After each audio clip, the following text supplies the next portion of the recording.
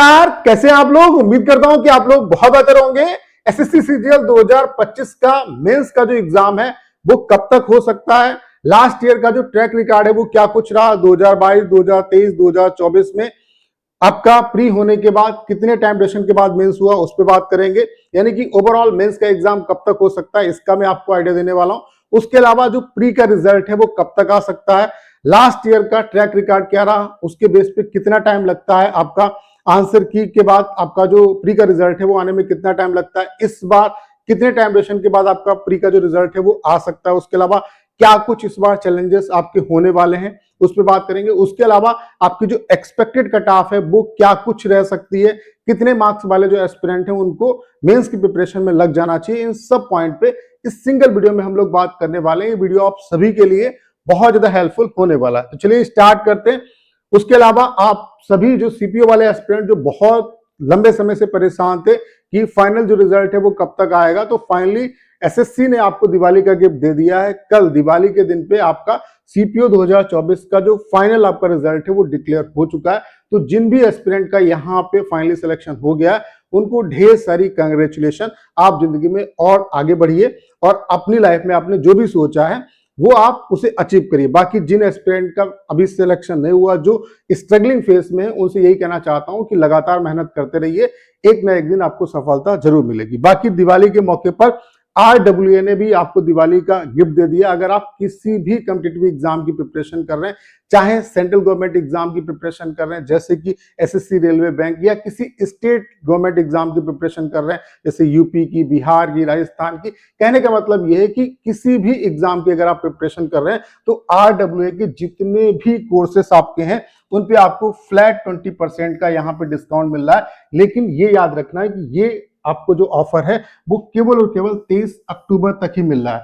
तो सिंपली आपको ये डिस्काउंट लेने के लिए करना क्या है, आपको ये कोड यूज करना RXY20। अगर आप कोड यूज करेंगे तो आपको फ्लैट 20% का डिस्काउंट मिलेगा। लेकिन ये ऑफर लिमिटेड टाइम के लिए, तो इसका ज्यादा से ज्यादा बेनिफिट उठाएं। करना क्या है, सिंपली आपको आरडब्ल्यूए का जो एप्लीकेशन है वो डाउनलोड करना है। उसका लिंक डिस्क्रिप्शन और कमेंट बॉक्स में पिन किया है।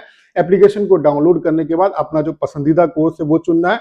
उसके अलावा ये कोड आपको यूज करना है, इससे आपको 20% डिस्काउंट मिलेगा और अपनी जो प्रिपरेशन है उसको एक नेक्स्ट लेवल पे पहुंचाना है। तो लिंक जो है वो डिस्क्रिप्शन और कमेंट बॉक्स में पिन किया है, वहां से आप डाउनलोड करके परचेज कर सकते हैं। लेकिन ये याद रखना है ये लिमिटेड टाइम के लिए आपको ऑफर मिल रहा है, तो जल्द से जल्द आप इसे अवेल कर सकते हैं। बाकी अगर हम बात करें सीजीएल 2025 का प्री का जो रिजल्ट है वो कब तक आ सकता है, यहां पे एक चीज और मैं कहना चाहता हूं। देखो 2022 से एसएससी ने पैटर्न अपना चेंज किया, तो हम 2022 से ही चीजों को देखेंगे कि 2022 में क्या सिनेरियो था, 2023 में क्या था, 2024 में क्या था।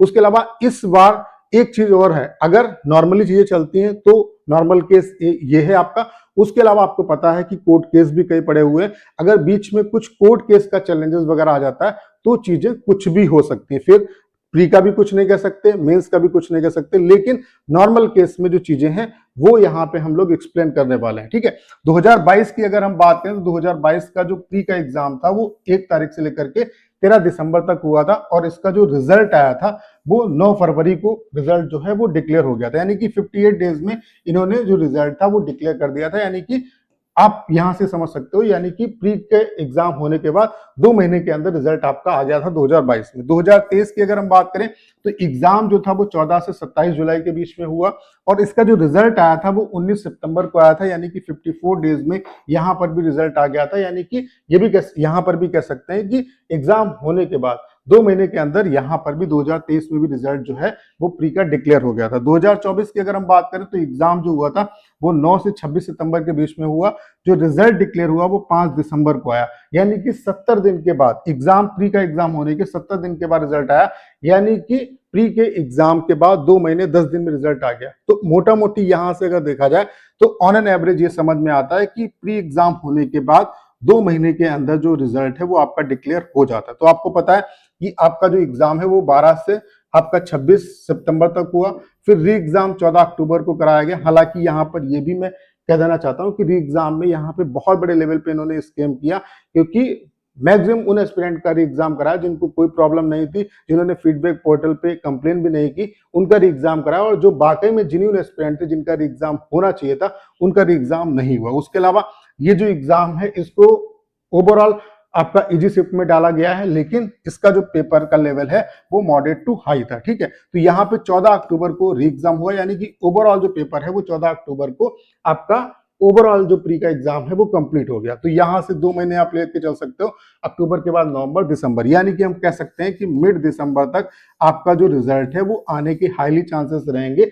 लेकिन ये सिनेरियो तब है जब कोई कोर्ट केस की अपडेट वगैरह नहीं आती या कोर्ट केस की वजह से कुछ इंटरप्शंस नहीं होते, लेकिन इसकी पॉसिबिलिटी बहुत कम है। यानी कि अगर कुछ भी इंटरप्शंस नहीं होंगे, एसएससी अपने जो भी वो काम कर रही है उन मंसूबों में अगर वो कामयाब होती है, तो आप ये मान के चलिए मिड दिसंबर तक आपका जो रिजल्ट है प्री का वो आ जाएगा। ठीक है, उसके अलावा मेंस जो है वो कब तक हो सकता है, तो मेंस का भी ट्रैक रिकॉर्ड आप देख सकते हैं।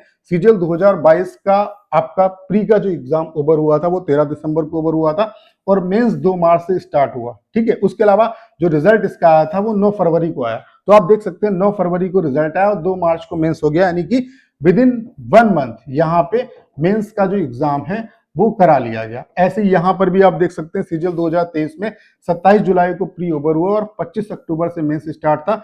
रिजल्ट इसका कब आया था, 19 सितंबर को। तो 19 सितंबर को रिजल्ट आया प्री का और 25 अक्टूबर को आपका जो मेंस का एग्जाम है वो आपका हो गया यहाँ पे। तो यहाँ पर भी आप देख सकते हैं 1 महीने कुछ दिन में यहाँ पर भी जो है इन्होंने मेंस का एग्जाम करा लिया।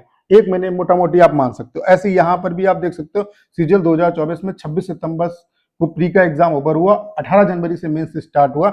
उसके अलावा इसका जो रिजल्ट आया था वो 5 दिसंबर को आया था। तो 5 दिसंबर को रिजल्ट आया और 18 जनवरी को मेंस हो गया, यानी कि 1 महीने कुछ दिन के बाद यहाँ पर भी जो है वो आपका मेंस का एग्जाम करा लिया गया प्री के रिजल्ट आने के बाद। तो यहां से ये चीजें समझ में आती हैं कि प्री का रिजल्ट आने के बाद एसएससी आपको बहुत ज्यादा टाइम नहीं देती है। मोटा मोटी आप ये मान के चल सकते हो कि आपको 1 महीने का टाइम मिलेगा या 1 महीने कुछ दिन का, मैक्स से मैक्स आप ये मान के चल सकते हो 40 दिन का। नॉर्मली आपका 1 महीने के अंदर मेंस हो जाता है।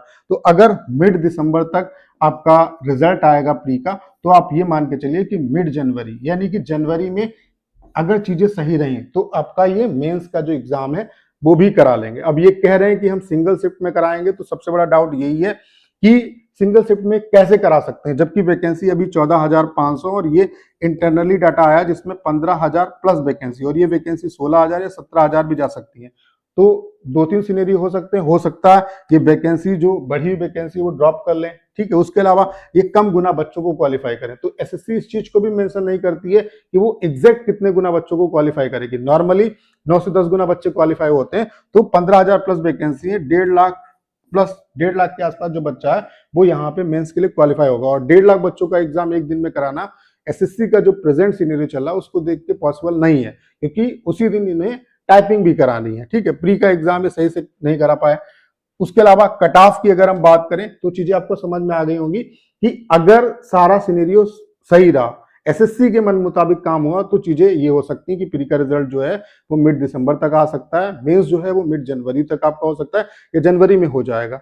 बाकी कोर्ट केस का अगर इंटरप्शन होगा, और हम उम्मीद करते हैं, बिल्कुल उम्मीद करते हैं, और सभी एस्पिरेंट भी उम्मीद करते हैं कि सारी चीजें फेयर हो, कोर्ट जो है वो इसमें इन्वॉल्वमेंट अपनी दिखाए, एसएससी की एक तरफा तानाशाही नहीं चलनी चाहिए। इसी तरीके सिनेरियो रहेगा तो एसएससी के एग्जाम का बंटाधार हो गया है और आने वाले टाइम में और ज्यादा हो जाएगा, ठीक है। बाकी जो नॉर्मल चीजें हैं वो मैं आपको बता रहा हूँ, और इस वजह से भी बता रहा हूँ ताकि आप अपनी जो प्रिपरेशन है वो करते रहो, ताकि प्रिपरेशन में कोई भी बाधा ना आए। अगर कुछ भी नहीं हुआ तो कम से कम आपकी चीजें जो हैं वो सेफ रहेंगी, कम से कम कुछ तो आपको यहाँ पे अचीव होगा। अगर आप मतलब कोर्ट के ही भरोसे रहोगे तो चीजें कहीं ना कहीं दिक्कत में आपको डाल सकती है, ठीक है। उसके अलावा कट ऑफ जो है वो किन किन फैक्टर पर डिपेंड करती है। नंबर ऑफ वैकेंसी, जो कि मैंने आपको बता दिया कि 15,000 प्लस वैकेंसी है आपकी, ठीक है। Number of candidate qualify, normally 1.5 lakh candidate जो है वो टीयर 2 के लिए क्वालिफाई करने चाहिए। अब हो सकता है भाई एसएससी अलग ही उसका गेम चल रहा है, हो सकता है वो 5 गुना 6 गुना भी क्वालिफाई करे, 1 लाख बच्चों का मेंस कराए, तो वो सिनेरियो अलग है। लेकिन अगर नॉर्मल चीजें जो होती हैं, जो सिनेरियो अभी तक चल रहा है उसके बेस पे अगर देखा जाए तो 1.5 लाख एस्पिरेंट यहाँ पे टीयर 2 के लिए क्वालिफाई होने चाहिए, ठीक है। नॉर्मलाइजेशन, चूंकि नॉर्मलाइजेशन का फार्मूला भी चेंज कर दिया है, वो भी मैंने आपको एक्सप्लेन किया। तो इस वजह से क्या होगा, पहले जो नॉर्मलाइजेशन का फार्मूला था उसमें आपने देखा होगा कि मार्क्स बहुत ज्यादा बढ़ते थे और डिक्रीज बहुत कम होते थे। ऐसा नहीं होता कि 40-40, 50-50 मार्क्स डिक्रीज हो जाए, 5 से 10 नंबर डिक्रीज होते थे। नॉर्मली नहीं भी डिक्रीज होते थे और डिक्रीज होते थे तो 5 से 10 नंबर डिक्रीज होते थे। लेकिन जो नया नॉर्मलाइजेशन का फार्मूला है उसमें मार्क्स जिस रेशियो में बढ़ेंगे उसी रेशियो में घटेंगे भी। इसी वजह से आप देख पा रहे होंगे कि ओवरऑल जो एक्सपेक्टेड कट ऑफ है वो कोई भी नहीं प्रेडिक्ट कर रहा है। उसके अलावा एग्जाम का जो लेवल है उस पर भी कहीं ना कहीं कट ऑफ डिपेंड करती है और रॉन्ग जो क्वेश्चन है उस पर भी कट ऑफ आपकी डिपेंड करती है। बाकी एग्जाम वैकेंसी कितनी वो मैंने आपको बता दिया, number of candidate normal case में कितने क्वालिफाई हो सकते हैं वो बता दिया। उसके अलावा एग्जाम का लेवल ये आप देख सकते हैं 2 लाख एस्पिरेंट का डाटा है रैंक मित्रा का।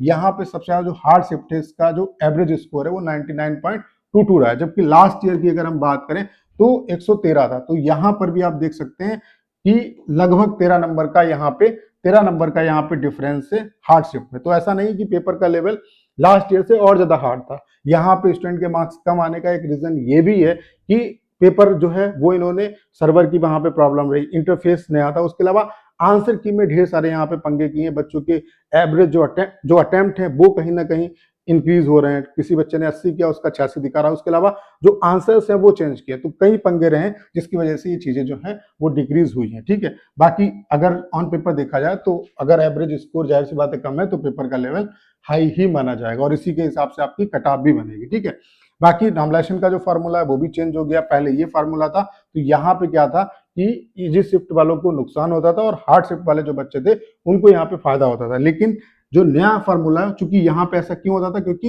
0.1% टॉपर्स का जो स्कोर था उसको कहीं ना कहीं उसका रोल होता था और इस बार क्या है कि एवरेज जो स्कोर होगा उसका रोल होगा। तो यहाँ पर क्या है कि ओवरऑल पहले परसेंटाइल होगा, फिर सभी शिफ्ट का परसेंटाइल जो स्कोर है उनको एग्रीगेट किया जाएगा तो एवरेज निकलेगा और उसके बेस पे आपका नॉर्मलाइजेशन होगा। तो इसमें क्या होगा कि आपके मार्क्स जिस रेशियो में, जैसे 20 से 25 मार्क्स नॉर्मली आपके बढ़ सकते हैं जो डाटा आपका सामने निकल गया है, और इतने ही मार्क्स आपके डिक्रीज भी होंगे, यानी कि जिस रेशियो में मार्क्स बढ़ेंगे उसी रेशियो में डिक्रीज भी होंगे। ये मैंने आज के लाइव सेशन में आपको चीजें समझाई थी। तो सारा सिनेरियो समझने के बाद एक्सपेक्टेड कट ऑफ क्या कुछ रह सकती है, तो शिफ्ट वाइज चीजें पता चल सकती है कितने नंबर आपके होने चाहिए शिफ्ट वाइज, ताकि आपको मेंस की प्रिपरेशन करनी चाहिए। तो अगर आपका एग्जाम सबसे ज्यादा हार्ड शिफ्ट में था तो ये आपके लिए एक्सपेक्टेड कट ऑफ हो सकती है, मतलब इतना अगर आपका राइट स्कोर है तो आपको प्रिपरेशन में लग जाना चाहिए, और ये आपका इजी शिफ्ट का है। ठीक है, अगर हार्ड शिफ्ट में पेपर था, टफेस्ट आपकी हार्ड शिफ्ट है, ठीक है, या आप टॉप 5 हार्ड शिफ्ट मान सकते हो, उसमें यूआर कैटेगरी का अगर 120 नंबर 120 भी अगर आपके मार्क्स है तो आपको मेंस की प्रिपरेशन में लग जाना चाहिए। ओबीसी के लिए 115, ईडब्ल्यूएस के लिए 115, एससी के लिए 100 और एसटी के लिए 95। अगर आपका इजी शिफ्ट में एग्जाम था तो यूआर कैटेगरी के लिए 145, ओबीसी के लिए 140, ईडब्ल्यूएस के लिए 135, एससी के लिए 140 और एसटी के लिए 110 से 115। तो उम्मीद करता हूं सारी चीजें एकदम क्लियर आपको समझ में आ गई होंगी कि रिजल्ट कब तक आ सकता है, मेंस कब तक हो सकता है अगर नॉर्मल सिनेरियो चलता रहा, कट ऑफ कितनी क्या रह सकती है, कट ऑफ किन किन फैक्टर पे डिपेंड करती है, क्या कुछ इस बार चीजें चेंज होने वाली हैं, तो सारी चीजें जो है वो क्लियर हो पाएंगी। बाकी आरडब्ल्यूए ने आपको दिवाली का गिफ्ट दे दिया है। आरडब्ल्यूए के जितने भी कोर्सेस हैं आपके उन पे फ्लैट 20% का आपको डिस्काउंट मिल रहा है अगर आप मेरा कूपन कोड RXY20 यूज करेंगे। ये ऑफर लिमिटेड टाइम के लिए, केवल 23 अक्टूबर तक के लिए ऑफर है। तो आज ही अपना पसंदीदा कोर्स चुने और अपनी प्रिपरेशन को एक नए आयाम तक लेके जाएं, क्योंकि आरडब्ल्यू की टीम के बारे में मुझे बताने की आपको जरूरत नहीं है, one of the best faculty यहाँ पे। तो परचेज करने का और ऐप को डाउनलोड करने का जो लिंक है वो डिस्क्रिप्शन और कमेंट बॉक्स में पिन किया हुआ है, वहां से डाउनलोड करिए, अपना कोर्स चुनिए, कूपन कोड यूज करना है, इससे आपको मैक्सिमम डिस्काउंट मिलेगा और लिमिटेड टाइम के लिए, और अपनी प्रिपरेशन को आप स्टार्ट कर सकते हैं। तो करना क्या है, इस वीडियो को शेयर करना है। उसके अलावा अगर आप चैनल पर नए हो और आपने अभी तक इसे सब्सक्राइब नहीं किया है तो प्लीज चैनल को सब्सक्राइब करना मत भूलिएगा।